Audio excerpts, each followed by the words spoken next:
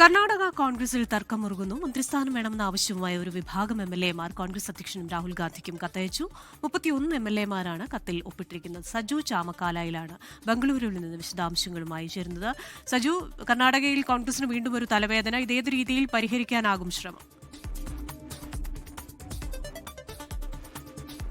കൃഷ്ണ, പ്രധാനമായിട്ടും 31 എംഎൽഎമാരാണ് ഈ ഒരു ആവശ്യം മുൻപോട്ട് വെച്ചിരിക്കുന്നത്. പ്രത്യേകിച്ച് അതായത് ഇപ്പോൾ പുതുതായി തിരഞ്ഞെടുക്കപ്പെട്ടിരിക്കുന്ന എംഎൽഎമാർക്ക് മന്ത്രിസഭയിൽ സ്ഥാനം വേണമെന്നുള്ള ആവശ്യമാണ് അവർ മുൻപോട്ട് വെച്ചിരിക്കുന്നത്. ഇത് സംബന്ധിച്ച് 31 എംഎൽഎമാർ കേന്ദ്ര നേതൃത്വത്തിന് ഇപ്പോൾ കത്ത് നൽകിയിരിക്കുകയാണ്. നമുക്കറിയാം, നേരത്തെ വലിയ തോതിലുള്ള പ്രശ്നങ്ങൾ കർണാടക കോൺഗ്രസിൽ ഉരുണ്ടുകൂടിയിരുന്നു. പ്രത്യേകിച്ച് അധികാര തർക്കമായിരുന്നു. മുഖ്യമന്ത്രി സ്ഥാനത്ത് ചൊല്ലി മുഖ്യമന്ത്രിയായിരിക്കുന്ന സിദ്ധരാമയ്യയും ഉപമുഖ്യമന്ത്രിയായിരിക്കുന്ന DK ശിവകുമാറും തമ്മിലായിരുന്നു ആ ഒരു തർക്കം നിലനിന്നിരുന്നത്. അതുമായി ബന്ധപ്പെട്ട് DK ശിവകുമാർ ഈ അടുത്ത ദിവസമാണ് അദ്ദേഹത്തെ ഡൽഹിയിലേക്ക് വിളിപ്പിച്ചിരിക്കുന്നത്.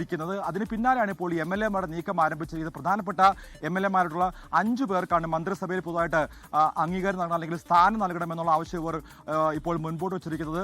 മന്ത്രിസഭ പുനഃസംഘടന ഉടൻ വേണമെന്നുള്ള ആവശ്യമാണ് ഇവരിപ്പോൾ മുൻപോട്ട് വെച്ചിരിക്കുന്നത്. അതിന് ഏറ്റവും പ്രധാനപ്പെട്ട കാരണം എന്ന് പറയുന്നത് മന്ത്രിസഭയിലുള്ള ഏറ്റവും കൂടുതലായിട്ടുള്ള മന്ത്രിമാരെല്ലാവരും പ്രായമായവരാണ്.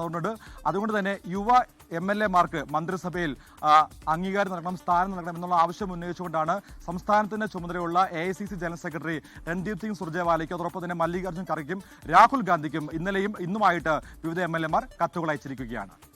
സജു ചാമക്കാലയിലാണ് ബംഗളൂരുവിൽ നിന്ന് വിശദാംശങ്ങളുമായി ചേർന്നത്.